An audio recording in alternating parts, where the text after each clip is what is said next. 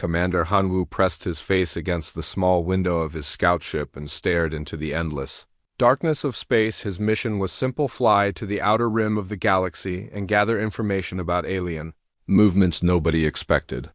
Trouble from this routine patrol. The Earth Defense Force had sent him alone because one small ship could move faster and hide better than a whole fleet. His ship was called the Silent Runner, and it was built for stealth, not fighting. The hull was painted black as midnight and covered with special materials that made it nearly invisible to most sensors. Hanwoo had been flying missions like this for 5 years, ever since the first aliens had tried to invade Earth. He was good at his job.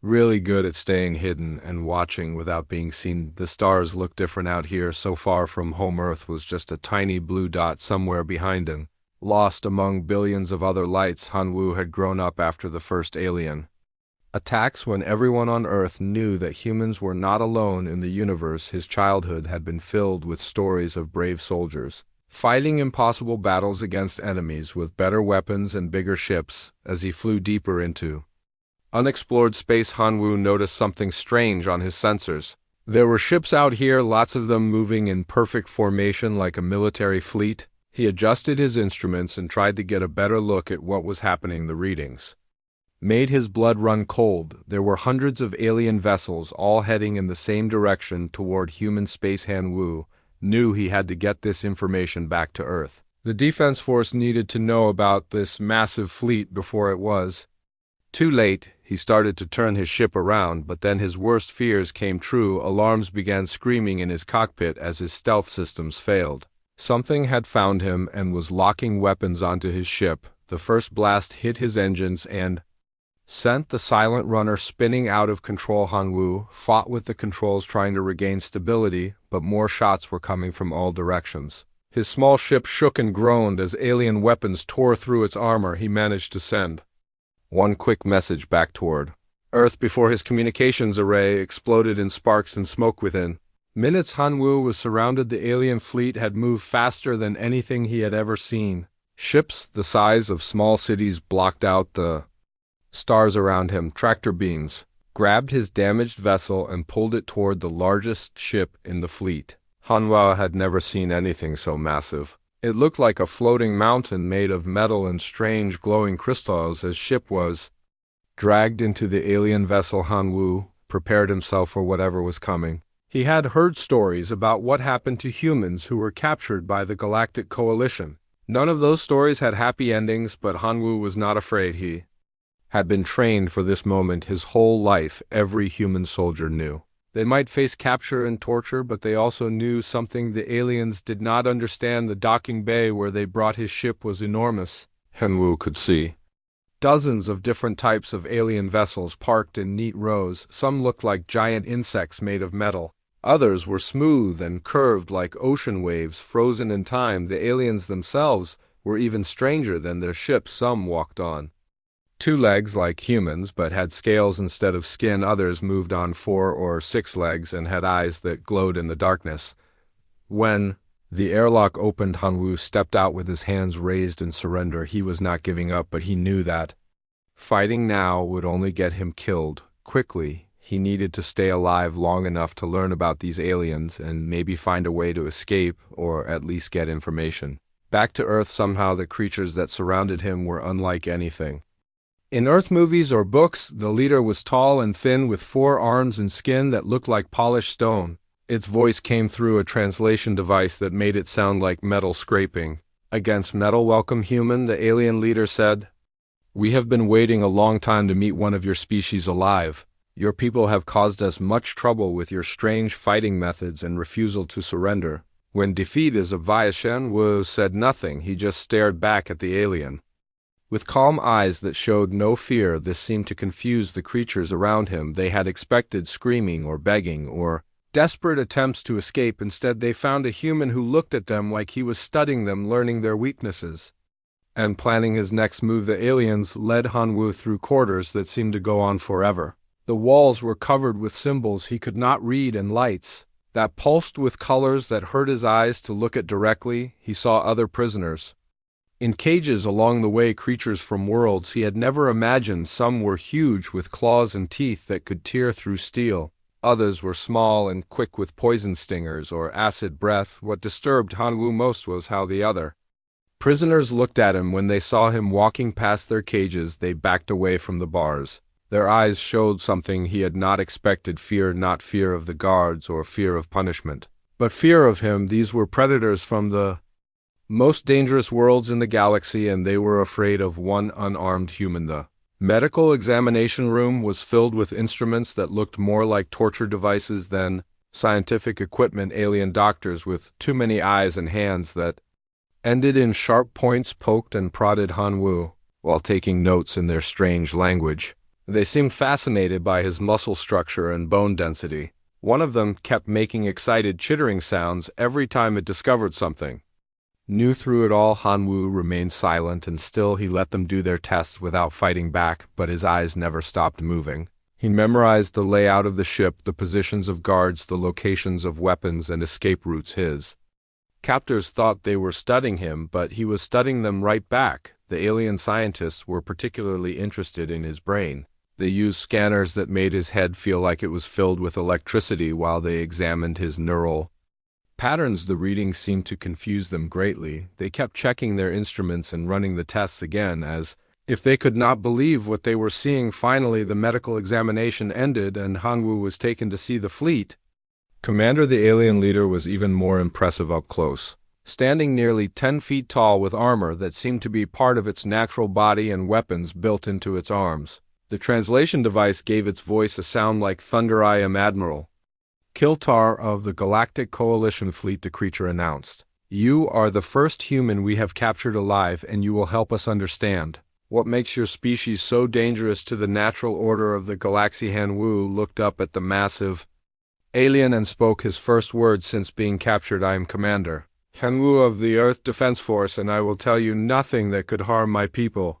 The Admiral made a sound that might have been laughter. "Your defiance is exactly what we expected from your species, but we do not need your cooperation, human. We will learn what we need through other methods. You will be taken to the Grand Arena on Nexus Prime, where you will fight for the entertainment of the galaxy." Hanwoo felt his heart rate increase, but kept his expression calm. The Grand Arena was legendary. Even on Earth, stories told of the greatest predators in the galaxy fighting to the death while billions watched. No human had ever set foot in the arena and lived to tell about it. The Admiral continued, "Your death will serve as a demonstration to the galaxy that humans are not the unstoppable force that some believe. You will die in front of billions of witnesses, and your species will learn its proper place in the cosmic order." As guards prepared to take him to his cell, Hanwoo allowed himself a small smile. The aliens thought they were sending him to his death, but they had no idea what they had really done. They had given him exactly what every human soldier dreamed of: a chance to show the galaxy what Earthborn fighters could really do when their backs were against the wall. The galaxy was about to learn that there were worse things than apex predators from hostile worlds. They were about to meet something far more dangerous: a human being with nothing left to lose. The transport ship that carried Hanwoo to Nexus Prime was bigger than anything he had ever seen. Even the largest Earth battleships would have looked like toys next to this massive vessel.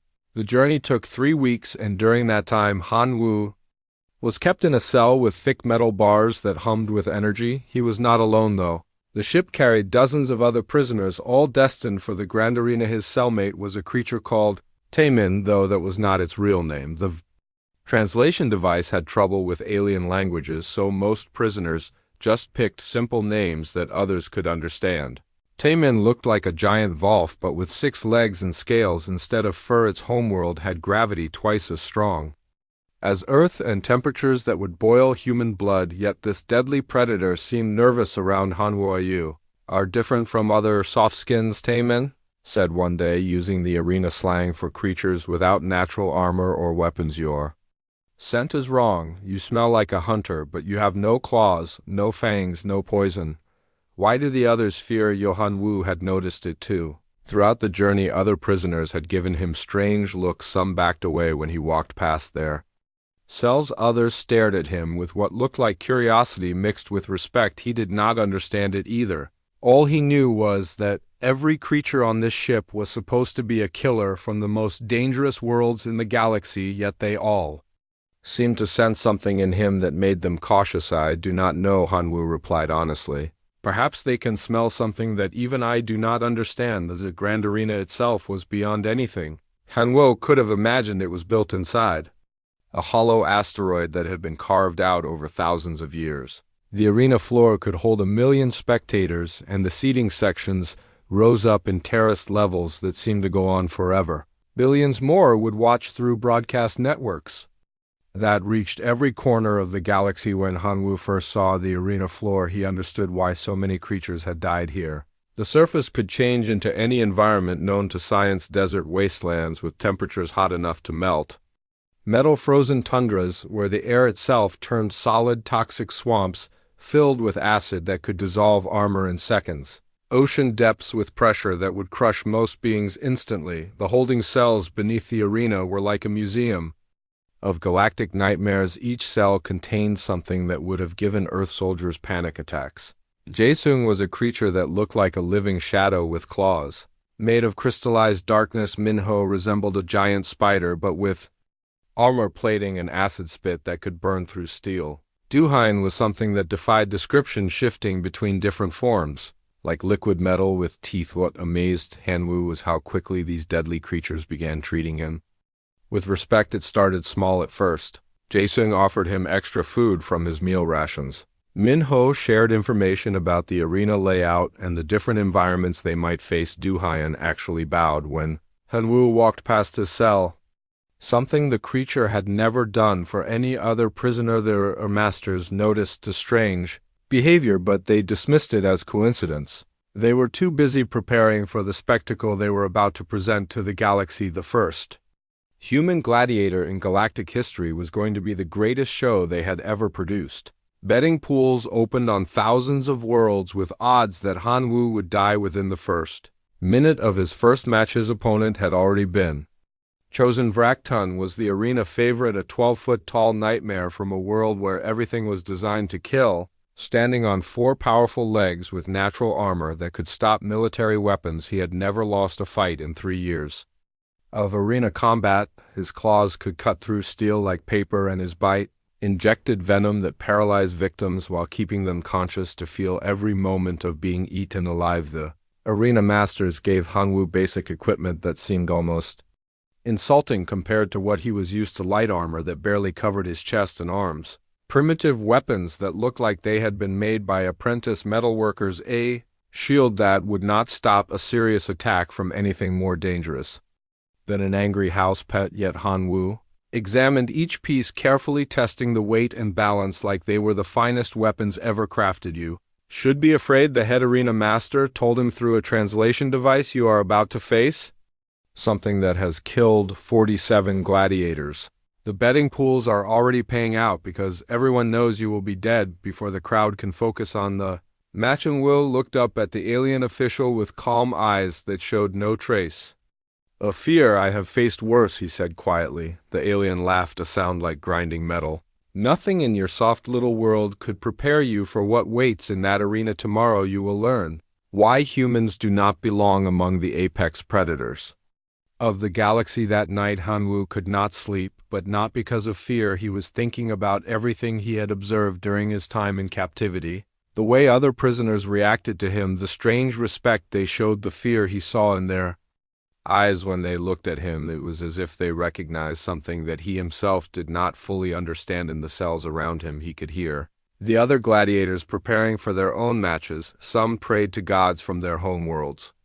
Others sharpened claws or tested the flexibility of natural weapons. A few engaged in ritual combat dances that had been passed down through generations, but many of them were watching Hanwoo, instead studying his movements and trying to understand what made this small, soft creature so different. Hyun spoke from the cell across the corridor. "Human fighter, tomorrow you face death, but tonight you smell like victory. How is this possible when you have no natural weapon?" Shenwu considered the question carefully. "On my world," he said finally, "the most dangerous predator walks on 2 legs and has no claws. We learn to be dangerous in other ways." "What other ways?" Jae-sung asked from the shadows of his Sel Hanwu smiled, an expression that somehow managed to be both friendly and terrifying at the same time. We learned that the deadliest weapon is not claws or fangs or poison. The deadliest weapon is refusing to give up no matter what stands against youth. Creatures fell silent as they absorbed this information in their worlds. Strength meant size and speed and natural weapons. The idea that weakness could become strength through sheer determination was something completely alien to their understanding. Yet, as they looked at Hanwu sitting calmly in his cell, preparing to face certain death with nothing but primitive weapons and unshakable resolve, they began to understand that perhaps the galaxy had underestimated what it meant to be human. Tomorrow the arena would see something it had never witnessed before, a creature with no natural advantages, except for one thing that might prove more dangerous than any claw or fang or venom: the absolute refusal to accept defeat. When the doors opened and Hanwu stepped onto the killing ground, he would carry with him something that the galaxy had never encountered: the combined will of a species that had fought its way from caves to the stars and had never learned how to surrender. The arena awaited, and with it, the first chapter of a legend that would change the galaxy forever. The arena floor materialized around Hanwu like a nightmare brought to life. The environment generators had recreated the hellish landscape of Skordesh, complete with jagged crystal formations that jutted from the ground like broken teeth. The artificial atmosphere was thick with toxic gases that would kill most species within minutes. But Hanwu had been given a breathing mask that filtered out the worst of the poison above him. The roar of a billion voices shook the entire structure. Spectators from across the galaxy had come to witness this historic moment, the first human gladiator in arena history. Giant viewing screens showed his image to crowds on thousands of worlds, where beings placed bets on how long he would survive. Most wagers gave him less than 60 seconds. At the opposite end of the arena floor, Vrakton emerged from his holding gate like death-given form. Standing 12 feet tall on 4 massive legs, his natural armor gleamed under the arena light. Scars covered his hide, telling the story of 47 victories over opponents who had thought they could defeat the ultimate predator. His claws scraped against the crystal ground, leaving deep gouges in the supposedly unbreakable surface. Hanwu stood perfectly still in the center of the arena, holding his primitive weapons and studying his opponent with the calm focus of a professional soldier. The crowd expected him to run or cower or make some desperate charge that would end quickly in his death. Instead, he did something that confused everyone watching. He began to move with deliberate purpose across the treacherous terrain, testing each step and examining the environment like he was planning something. Vrakton noticed the strange behavior too. In 47 previous matches, his opponents had either charged at him in blind fury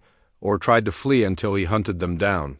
This small creature was doing neither. It was studying him, learning his movement patterns, and testing his reactions with subtle shifts in position. For the first time in his career as an arena champion, Vrakton felt something he had never experienced before: uncertainty. The betting pools fell silent as spectators realized something unexpected was happening. The human was not behaving like prey, he was moving like a predator. His eyes never left Vrakton while his hands tested the weight and balance of his crude weapons. The way he positioned himself showed tactical thinking that belonged on a battlefield, not in an entertainment arena. In the holding cells beneath the arena, dozens of creatures pressed against their cage bars to watch the screens. Every gladiator who had ever faced Vrakton was dead, but somehow they all sensed that this match would be different. The human moved with a patience that spoke of experience fighting enemies much more dangerous than himself. Vrakton grew tired of waiting and decided to end the match quickly. He charged across the arena floor with the overwhelming force that had crushed dozens of opponents. His 4 legs propelled him forward like a living battering ram, while his claws extended to tear the small human apart. The crowd roared in anticipation of the kill they had come to see, but Hanwu was not where Vrakton expected him to be. When the massive predator arrived at the spot where the human had been standing, he found only empty air. Hanwu had moved with liquid grace, not away from the attack, but alongside it, using Vrakton's own momentum against him. The crude blade in Hanwu's hands found the one gap in Vrakton's armored hide that anatomy suggested should not exist. The Wound was not fatal, but it was precise and perfectly placed. Vrakton stumbled and roared in pain and confusion as he realized that the small soft creature had just done something impossible. It had hurt him. The crowd fell completely silent as they watched the arena most feared champion bleeding from a wound that should not have been possible. To inflict what happened next would be replayed across the galaxy for generations. Instead of pressing his advantage and trying to finish his wounded opponent, Hanwoo stepped back and waited. He was not trying to kill Vrakton quickly. He was teaching him respect. The message was clear. I could have killed you just then, but I chose not. Vrakton turned to face the human with new understanding burning in his eyes. This was not some weak prey animal that had gotten lucky. This was something far more dangerous, a predator that chose when to kill and when to show mercy. The concept was so alien to everything Vrakton understood about combat that it shook him to his core. The second exchange lasted longer as Vrakton approached more carefully.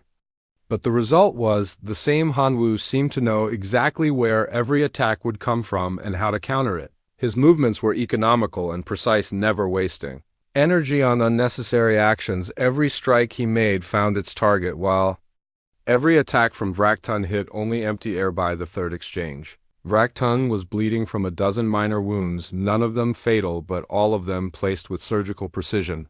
The great predator began to understand that he was not fighting an opponent. He was receiving a lesson. The human was showing him every weakness in his supposedly perfect fighting style, every gap in his natural armor, every flaw in his combat technique. The crowd watched in stunned silence as their champion was systematically dismantled by an opponent who should have been dead within seconds.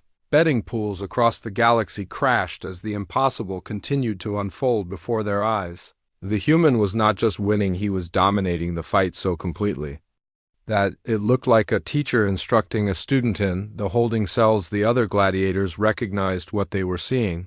A master at work. Hanwoo was not fighting with rage or desperation, but with the calm precision of someone who had spent his entire life learning how to kill efficiently. The crude weapons in his hands moved like extensions of his body, while his feet found purchase on terrain that should have been impossible to navigate. Vrakton made one final desperate charge, putting all his remaining strength into an attack that should have torn any opponent in half, but Hanwoo was ready. He moved like flowing water around the attack, and his blade found the nerve cluster at the base of Vrakton's neck. The massive predator collapsed, instantly paralyzed but still conscious, standing over his fallen opponent. Hanwoo did something that shocked the galaxy. He helped Vrakton into a more comfortable position and checked his wounds to make sure none of them were serious. The great killer, who had slaughtered 47 gladiators, was being tended to by the creature he had tried to murder. You fought with honor, Hanwoo said in a voice that carried across the silent arena. Your strength is impressive, but strength without wisdom is just violence. Wisdom without strength is useless, but wisdom combined with strength can change the world. Vrakton looked up at the human with eyes that held something no arena spectator had ever seen before. Respect. He tried to speak, but the paralysis made it impossible, so he simply nodded his great head in acknowledgement of his defeat. The arena erupted in chaos as spectators tried to process what they had just witnessed. The human had not just won, he had redefined what victory meant. He had shown mercy to an opponent who would have shown him none, and in doing so he had demonstrated a form of strength that the galaxy had never encountered before. As medical teams rushed onto the arena floor to tend to Vrakton, Hanwoo walked calmly toward the exit gate. The crowd noise faded to a whisper as billions of beings across the galaxy tried to understand what they had just seen. A new legend had been born, and the galaxy would never be the same. In the holding cells beneath the arena, every creature pressed against their bars to catch a glimpse of the human as he returned. Some of the most dangerous predators in known space began to see him not as another prisoner, but as something approaching royalty. The balance of power in the grand arena had shifted, and everyone could feel it. The galaxy had just learned that there were things more dangerous than claws and fangs and venom. They had discovered that the deadliest predator of all was one that chose mercy over massacre, and in doing so commanded a respect that no amount of violence could ever achieve. Word of Hanwoo's victory spread across the galaxy faster than light itself. The impossible had happened. A human, armed with primitive weapons and basic armor, had not just survived against Reikton but had dominated the fight so completely that the mighty predator had submitted before the match could end. The arena's medical team found something unprecedented when they examined Reikton afterward. The wounds were surgical in their precision, designed to disable rather than kill, showing a level of combat mastery that defied everything the galaxy thought it knew about warfare, the Coalition's military. Leadership was in chaos. Emergency sessions were called on every major world as generals and admirals tried to understand the implications. If one human could do this to their finest gladiators, what could billions of them do to their fleets? The carefully crafted propaganda about humanity. Being a minor nuisance suddenly seemed not just wrong but dangerously naive. Orders went out to capture more humans for study, but every ship sent to Earth's system either never returned or came back with tales of impossible battles against enemies who refused to follow any logical tactical doctrine. In the arena's holding cells, something even more remarkable was happening.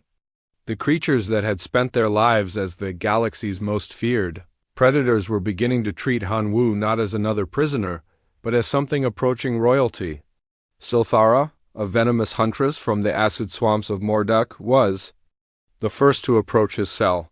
She had killed 18 gladiators with her paralytic poison, but she knelt before Han Wu's bars and offered him her most prized possession, a blade made from her own crystallized venom. One by one, the other creatures followed. Gorthok, the armored behemoth from the high-gravity world of Krender, broke off one of his own horn spikes and placed it at Han Wu's feet. The Shadow Stalkers from the dark world of Nixara, creatures so deadly they had never been kept in groups before, brought him fragments of their natural camouflage organs. Each offering was more than a gift. It was a recognition of something these apex predators had never encountered before, a being that was more predator than they were, yet chose mercy over massacre. The arena masters watched these developments with growing alarm. Their carefully controlled system of gladiatorial combat was breaking down as their most valuable fighters began to see themselves not as competitors but as students. Training sessions became lessons as Han Wu shared human concepts of tactics, strategy, and most dangerously, cooperation. The creatures began to work together in ways that violated every principle of gladiatorial combat, turning individual contests into coordinated hunts. But the most significant change was in Han Wu himself. Each day in the arena, each interaction with these magnificent predators, was stripping away the last vestiges of his humanity's restraint. The Coalition had intended to break his spirit by forcing him to fight for entertainment, but instead, they were forging something far more dangerous, a human who no longer saw any reason to hold back. The galaxy's greatest predators were teaching him their secrets, and in return he was showing them something that would reshape the balance of power across the stars. What happened when intelligence, adaptability, and absolute refusal to surrender were combined in a single being. The uprising began during what was supposed to be Han Wu's 5th exhibition match. The arena masters had grown desperate to provide a spectacle that would satisfy the bloodthirsty crowds, who now came not to see the human die but to witness his impossible victories. They had selected 3 opponents for this match, hoping that superior numbers would finally bring down the creature, who had redefined their entertainment. Kyosung was a nightmare from the ice world of Cryoneth with natural armor that could deflect military weapons and breath that could freeze blood in living veins. Hyan Wu came from the gravity well of Titan Prime, where the crushing force had evolved creatures with bones like diamond and strength that could bend steel with bare hands. So Young was perhaps the deadliest of all, a shapeshifter from the void world of Morpheus who could take any form and whose touch carried viruses that could kill most species within hours. But as the arena floor materialized into a maze of obsidian walls and molten rivers, something unprecedented happened. Instead of spreading out to surround their human prey, the 3 predators moved to flanking positions around Han Wu and turned to face the arena control booth. The crowd roar died into confused silence as they realized the gladiators were not going to fight each other. They were going to fight their captors. The transformation had been months in the making, through careful observation and quiet conversation. Hanwoo had taught the arena predators something their species had never learned. Unity, not the pack instincts that some of them possessed, but the human concept of choosing your own family, your own destiny. These creatures who had been torn from their homeworlds and forced to kill for entertainment had found something worth fighting for beyond mere survival. Arena security systems activated immediately, but they were designed to contain individual creatures, not coordinate attacks from a unified force led by human tactical thinking. Energy barriers meant to separate combatants became cover for advancing fighters. Automated weapons designed to prevent escapes became tools in the hands of beings who had learned that anything could be a weapon if you understood how to use it. The control booth reinforced. Windows had been rated to withstand direct hits from military-grade weapons, but they had never been tested against the combined assault of creatures who now fought with purpose rather than rage. Kyosung Ice Breath created thermal stress fractures, while Hyanwoo Diamond Hard Fist delivered precisely targeted impacts. So Young had shifted into a form that could generate ultrasonic vibrations that shattered the molecular bonds holding the transparent steel. Together, what followed was not a battle, but a symphony of destruction orchestrated by Hanwoo's strategic mind and executed by the galaxy. Most perfect killers, security forces that had never faced anything more dangerous than riot control, found themselves against opponents who had spent their entire lives learning how to kill efficiently.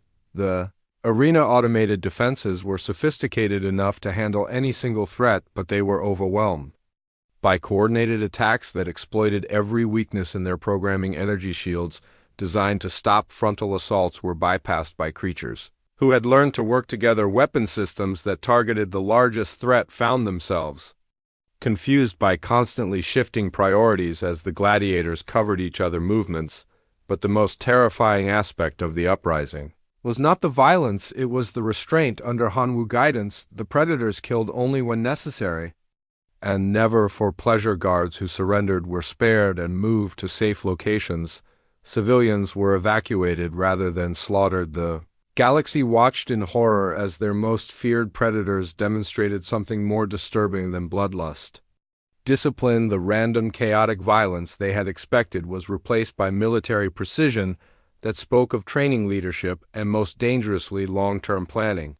This was not a prison riot or an emotional outburst. This was a carefully planned military operation executed by beings who had learned to think beyond their individual survival. News feeds across the galaxy broadcast images that would haunt coalition leadership for years to come.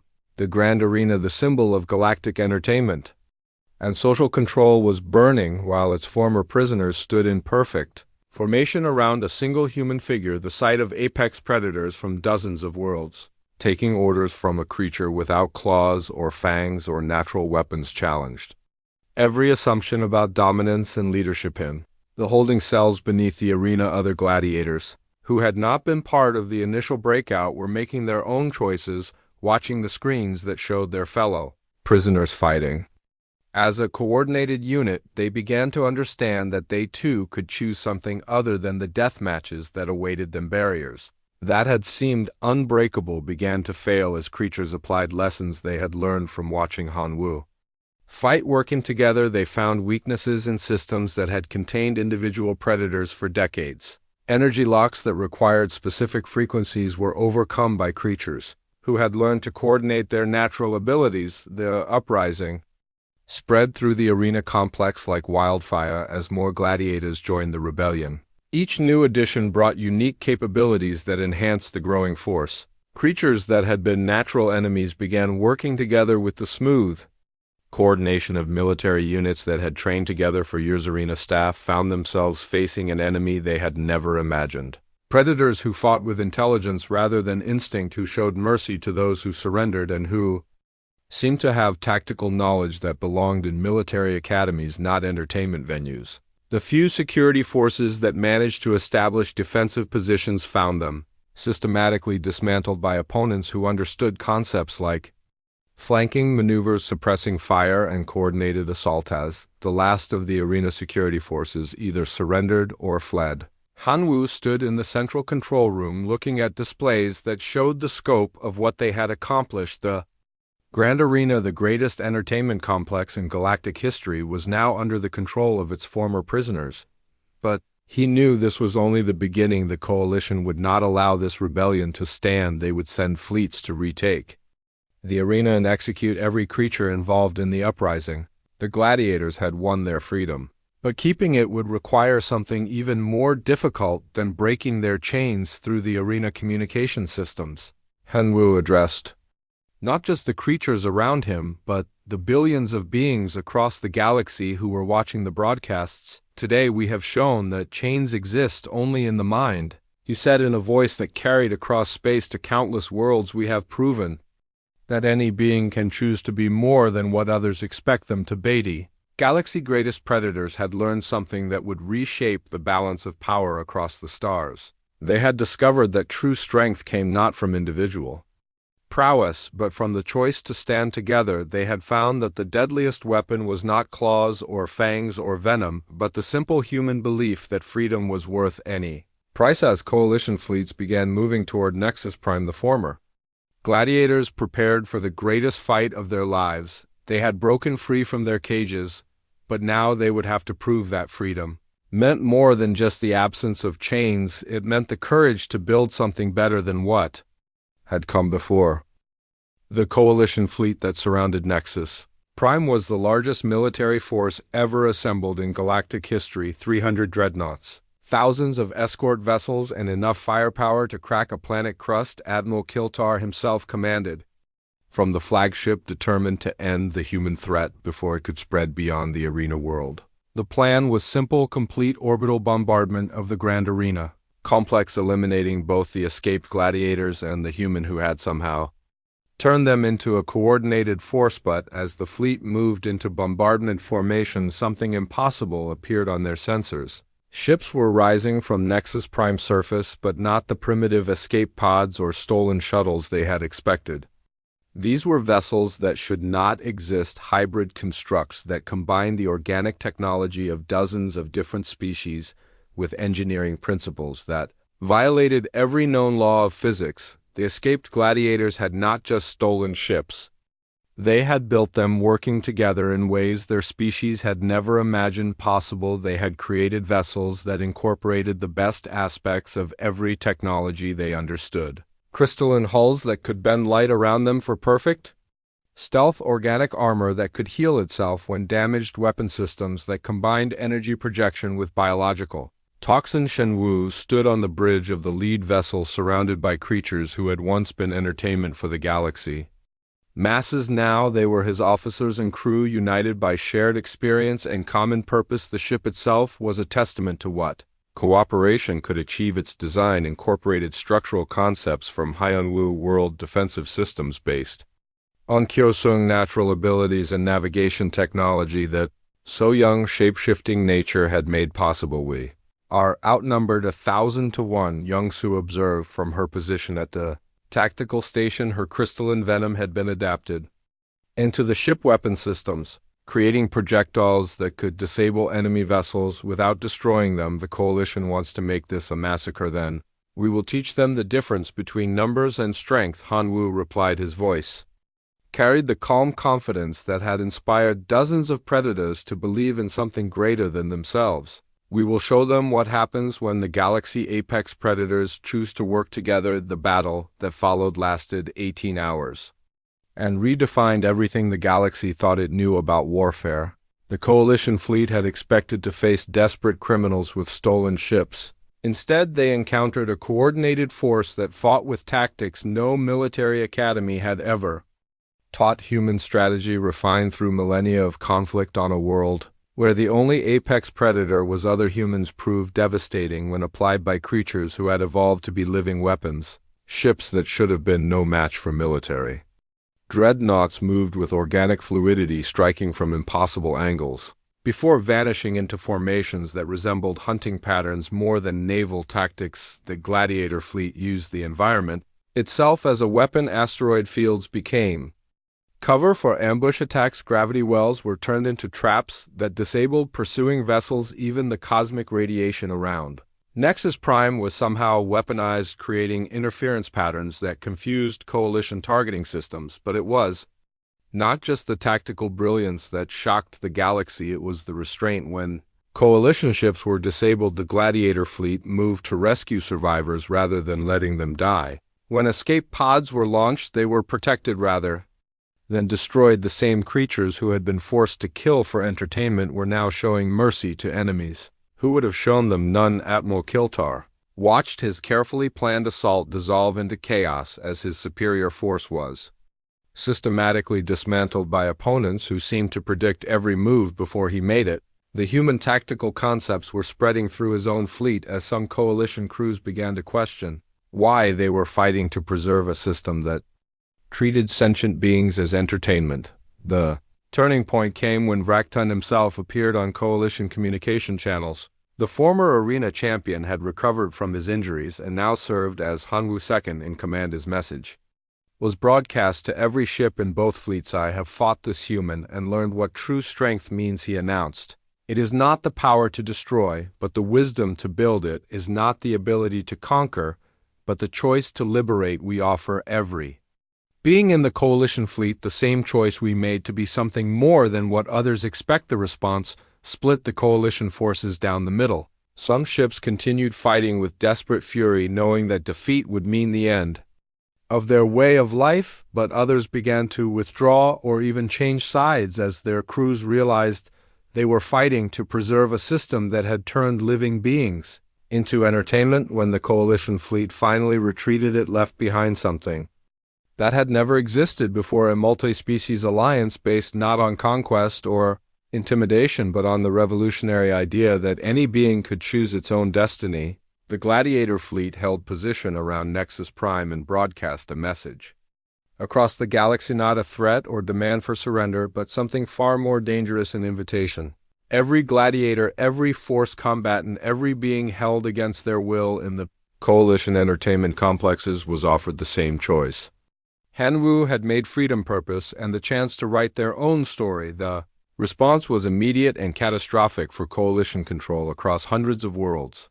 Arena complexes erupted in coordinated uprisings as gladiators who had been taught to kill each other instead turned their skills against their captors. The galaxy entertainment industry, built on the suffering of captured predators, collapsed overnight as every major arena fell to insurgent forces. Within a year, the Gladiator Liberation Front controlled 17 star systems and had become the galaxy's third major power. Neither fully aligned with humanity nor opposed to it, they represented something entirely new. A confederation of species united by choice rather than conquest, by shared values rather than shared genetics. Hanwoo, now known across the galaxy as the Chainbreaker, had achieved something no human before him had managed. He had changed the fundamental nature of galactic civilization, not through force of arms, but by teaching the galaxy's greatest predators that they could choose to